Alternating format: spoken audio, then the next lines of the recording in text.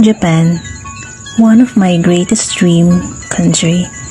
And sabi ko sa sarili ko noon, kapag mag-abroad man ako, gusto ko sa Japan.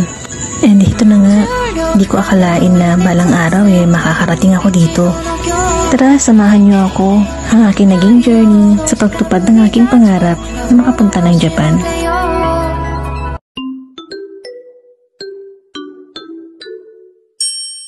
Nag-start ako mag-training ng Nihongo way back May 27, 2022. And akala ko nun, madali lang mag-aral ng Nihongo. Napakahirap pala.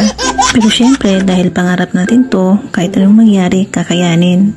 And sa batch namin noon, mga 11 ata kami lahat. At kahit nga mahirap ang pag-aaral ng Nihongo, nag-i-enjoy na lang din dahil pa sa mga kasama namin. At syempre, dahil na din sa tulong ng mga masayahing sensei namin. Ito si Sensei Tricia, siya nagturo sa amin nung mga level N5 pa lang kami.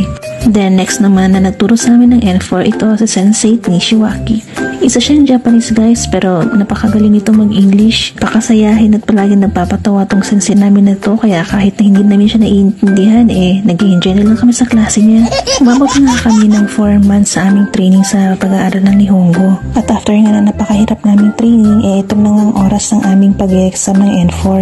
Napaka-importante kasi makapasa ka ng N4 exam bago ka makapag-apply as a caregiver sa Japan. Napakabuti nga ni Lord dahil after lahat ng paghihirap ko sa pag-aaral ng Nihongo, ay naipasa ko ang N4 exam ng 1 take lang. Kaya nagkaroon ako ng award during my graduation. At napakaganda talaga ng feeling yung mga time na yun. Then after nga nun, pagsawak naman sa interview ang ating kakaharapin. Sa first interview noong December 2022 ay medyo nalungkot ako kasi hindi pa ako na-select. Then nagkaroon kami ulit ng second interview noong January 2023 na. At yun na nga, sa awa ng Diyos, na-select naman ako. At tatlo nga kami na-select sa aming magiging facility at nagkaroon pa kami ng chance para magpipicture sa aming magiging shacho. Dahil after nun, nagpunta siya ng Pinas para mag-interview pa ng mga SSW. So after 5 months nga, dumating din ang COE namin. At ito na nga, nakaready na lahat ng mga luggage namin.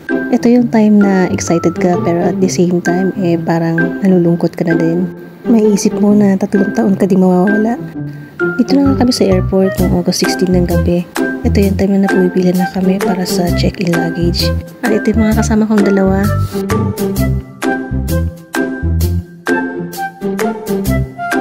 Pag may pangarap ka at gusto mo marating, huwag kang titigil dahil darating ang araw na makukuha mo dito.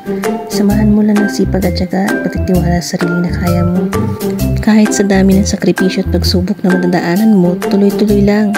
At huwag kalimutang magpasalamat sa Diyos at sa mga taong nagtiwala at sumuporta sa atin. Welcome Japan! Samahan niyo ako at sa mga iba pang adventure ko dito sa Japan.